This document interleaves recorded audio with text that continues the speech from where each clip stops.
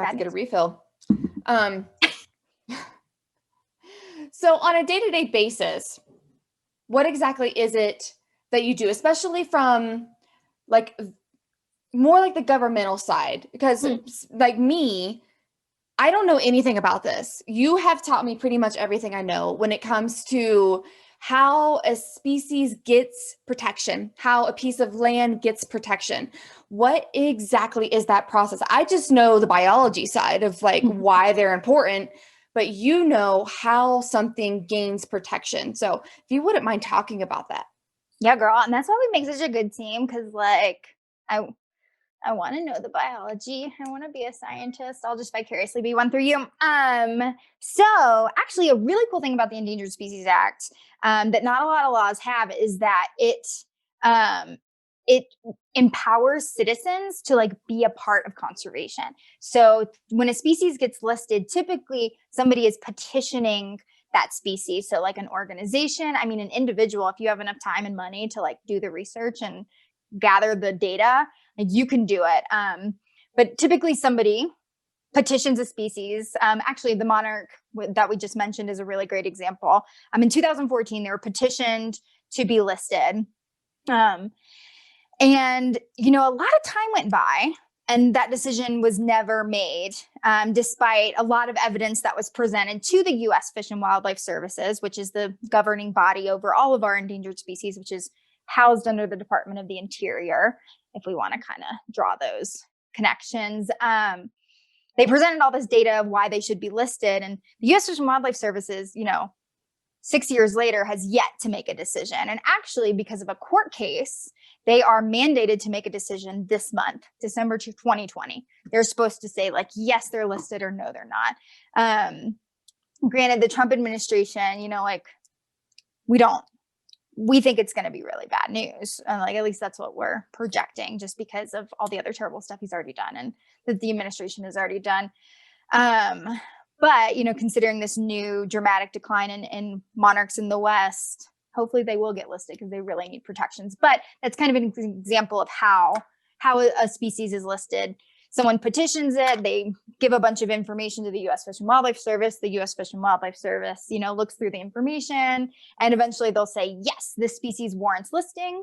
We're going to list them as either threatened or endangered, or they'll say, no, they don't warrant listing. And unfortunately, when they say no, more often than not, it's a politicized decision. It's one that's not based in science, but rather based in, you know, is the listing of the species going to affect some sort of industry like logging, like oil and gas extraction, like name big agriculture, like, you know, any one of our big industries that are destroying our environment. Yeah. Okay. So what an organization is asking the Fish and Wildlife Service to do is to put a species underneath the Endangered Species Act. Is that pretty much what, am I translating correctly? Yeah, I think so. And when you list a species, if you list them as endangered, that the definition of that is at risk of becoming extinct. If a species is listed as threatened, that means at risk of becoming endangered. If you kind of see those two distinctions. And when a species is listed, they get access to funding, to research, to protection, like I said, from industries, from being incidentally killed. Also, the Endangered Species Act provides mechanisms for private landowners to tap into so that, you know, they can kind of like, say if an endangered species is found on their property, they can kind of like navigate that without having too many of their private property rights infringed upon. And so actually the Endangered Species Act has been called one of the most strongest environmental laws like in the entire world. So like that's super dope. However, there's politicians, like many of those in the Trump administration, like many in our Congress right now, that want to weaken the act because they want to make it easier to extract resources. They want to have access to our public lands to extract resources. And all of these things make profit for very few people and actually harm the vast majority of Americans, whether that's through pollution, through the removal of public land access, which gives us, recreation, physical and mental health, etc. And takes away the land's capacity to support biodiversity. And, you as a scientist, this is where your expertise comes in, of like the importance of biodiversity, which, leads to resiliency of communities, resiliency of human communities. It cleans our air, filters our water, provides waste removal, reduces diseases, the list of eco services that we need and that we rely upon, just continue. And especially it's like climate change, we could just be talking about climate change mitigation. Like we need these large intact landscapes for climate change mitigation, or else we effed. Yeah. Yes, for real. Mm-hmm. So hopefully you can shed some light on this. How can a law that powerful be possibly to the detriment of itself? So what exactly is happening in government for something that powerful to be weakened? What exactly is going on? Such a good question, Brooke. So over the last few years, the Trump administration has created these regulatory changes, pretty much like reinterpreting the Endangered Species Act. And so the first set of regulatory changes did a few different things. One was they allowed economic analysis to be taken into account when making listing decisions. Now, that was not the case beforehand. Beforehand, it says, you can only consider the best available science and, no economic considerations. Now they're like, oh, now they can say like, oh, this species is if we list a species, it's going to cost so-and-so, possibly somebody that lobbies for me, that gives me $100,000 in a super PAC, that helps me get reelected. I'm playing the part of a skeezy politician.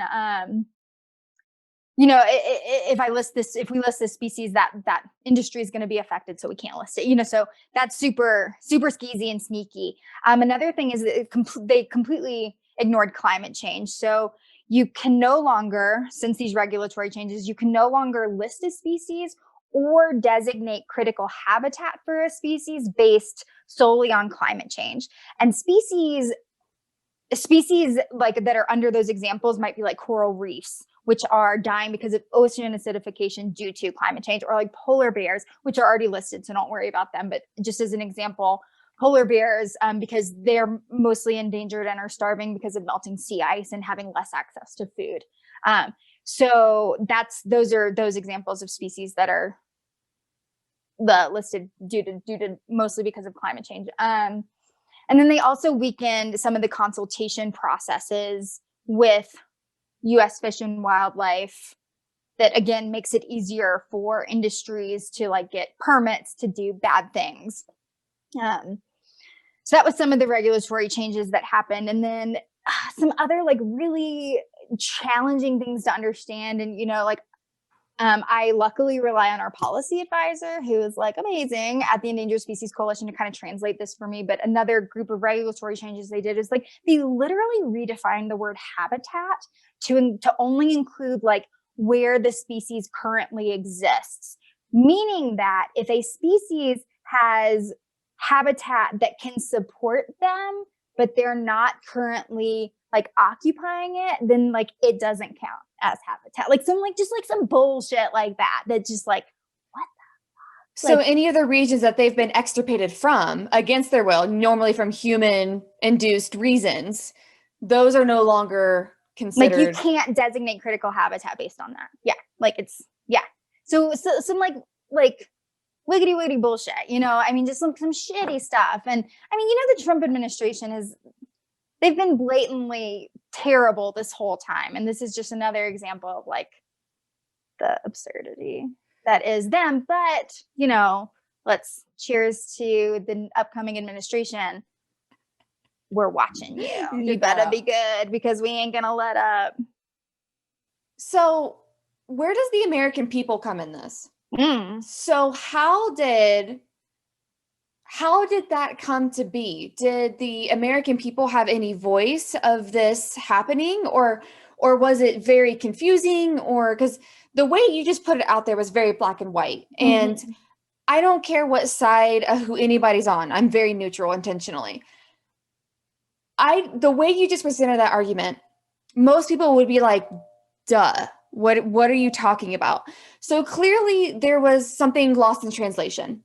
Mm. So what happened to allow that to happen? Because like I said, it doesn't sound like maybe the American people didn't know or something was twisted. So what happened there? I mean, here's the thing in my, I'm a young person. I have limited experience. I have like, I don't know, not quite a decade of nonprofit experience. So like I have a little bit under my belt, but there's folks out there that have been doing this for 40 years, so like so what my point is, like, this is my from my experience, but like, girl, I mean, the administration that's in power can kind of, when it comes to departmental decisions, like they can kind of do what they want. I don't mean that to sound disempowering. I mean, where do I want to start? So it's actually when I started nonprofit organizing, I did not know, and maybe a lot of y'all don't know, I did not know that I could walk into my senator's office anytime I want and like request to meet with them and go talk to them. And like you have come to senators meetings with me and like been amazing.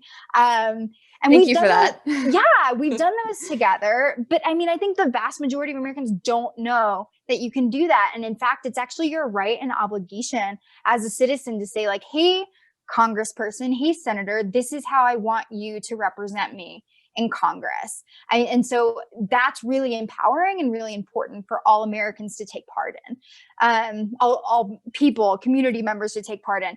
Now, when it comes to administrative decisions, that's, I mean, I won't say different, but maybe a little more challenging. So with these regulatory changes, your initial question, which was like, how did this happen? There must have been something lost in translation. Nah, nothing was lost in translation. So when they make these regulatory changes, they have to have public comment periods. And normally those public comment periods are 30 days to 90 days, depending on how generous that department wants to be. But when they proposed the initial regulation changes, we had so many days of public comment period. Our community, so organizations like mine, we got over 800,000 comments from individuals. So almost 1 million comments in opposition to these regulatory changes, which that's a shit ton, just to put it in perspective for you. And when they came out with the final regulations, they were in fact a little worse than they had originally proposed. And so, I mean, I don't think anything was lost in translation. I think that my perspective, I think that they had a public comment period because they had to, and that they didn't have an intention of listening to the American people. And I think that that points at the importance of our elected officials and how in the United States we have a culture of not voting. I mean, oftentimes, for presidential elections, I don't know, like 50 to 60% of people vote. But when it comes to like more local elections, I mean, that percentage plummets dramatically. And people voting and meeting with your elected officials is like the number one best thing that you can do for the environment. And actually, one good thing of the Trump administration is I think he's really incited that. He's incited that participation of being like, oh, shit. Like, I didn't know it could get this bad. Nah, it definitely can. And it can get worse. And, because of grassroots mobilizing, because of the engagement of people of color and communities that are more often than not represented, like voting in this last election, that's why we defeated Trump. And so, I mean, people need to keep doing that in every single election, because until we have people in power that are willing to listen to their constituencies and protect the interests of future generations, like, we're screwed. But we're at a bifurcation point where things could get better. And I think keeping the pressure on Biden is going to be so important. He could easily kind of slip back into this complacent Democratic role that we've seen the Democrats kind of be in. Like, I consider myself a Democrat, and like come on, y'all. Like, we gotta step it up a little bit. You know, I think it's important to work across the aisle, and people are dying because of COVID. People are dying because of climate change. People in Flint still don't have clean water. I mean, I'm kind of tired of the compromise when people are dying, and like Democrats, like, let's step it up. And that starts with people voting and meeting with their representatives. Girl. Get yourself a drink of wine. I'm going to ask you my next question. So I think one of the big disconnects, just me personally, and also just knowing, so I know that before we logged on, we chatted about how hard it is sometimes with how much people are working now. And we are all wrapped up in our own little bubble because our lives are busy as fuck right now. I mean, even during COVID, there's so much going on. It's almost like the world is going to freaking end. There's like a social media just like almost being thrown down our throats to the point where people are disconnecting or people are like over connecting, and no one knows what's real or what's true. So what are some of the best resources that you know of for people to get just honest information so that they know what's going on? So I guarantee you, so many people did not know about what the Endangered Species Act was, what happened to it, or to even know that there was a comment period to put something out there. Like, that might just be so far from most people's reality, because unless you're in our field, I mean, who else knew about it? So where are some of the reputable places that people can go to just keep up on these things or know what's going on and how they can make their voice be heard? That's a tough one, honestly. I mean, the first thing that comes to my mind is find like a community or an organization that you trust. And I mean, subscribe to their emails. I want to say, wildlife and endangered species and non-human beings, like, I feel like it's actually a little indicative of my privilege, but that's where my heart is, and that's where what I have chosen to pursue as like my life's mission and my career. There are many, many equally as worthy and important causes out there, whether we're talking about immigration, prison reform. I mean, environmental justice. I mean, there are so many really important causes out there. And so I like, where my mind goes is like, find an organization you trust and form a relationship with them. Follow their emails, get to know them.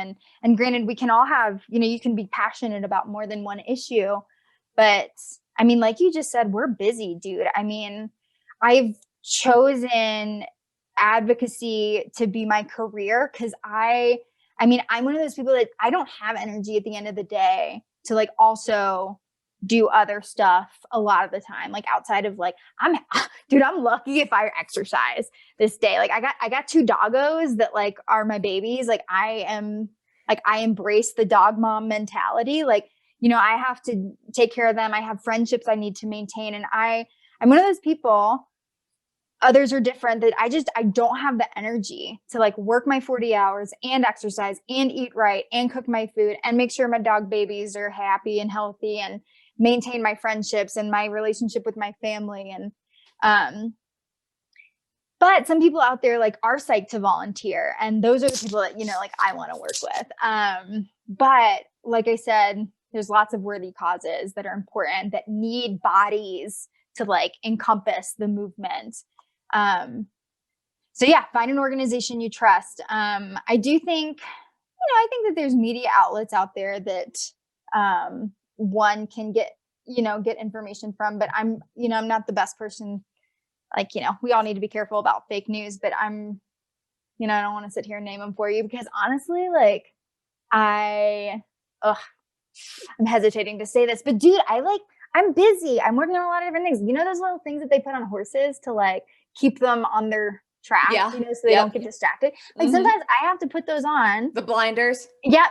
Hi, look, one of my doggies just came to visit. Hi, puppy. Sometimes I have to put those blinders on and just like, put my head down and do my work. And so I rely on like my coworkers and my relationships to like feed me important information that I need to know that week. Because like I said, I have to kind of create boundaries because my energy, I only have so much energy. And rest is vital. And, hopefully we'll talk about a little more, kind of like a rebellious act in our society. And so I guess, yeah, kind of on that, with the next administration or with more people, oh God, your dog is so cute. What's his name? This is Kane. Kane. Kane, he's a big rescue doggy, and he is just so sweet and patient and wants snuggles, and you can just kind of like, ooh. I'm sure he loves the mountains. He looks big and fluffy. Yes, he is a fluffy dog. Snow is his friend. Yeah. Oh, sweetie pie. Yes, Hi, Kane. Oh, that's Bye. great. So kind of on that note, can everything that you just mentioned happen to the Endangered Species Act? Could that be turned over in some way, shape, or form?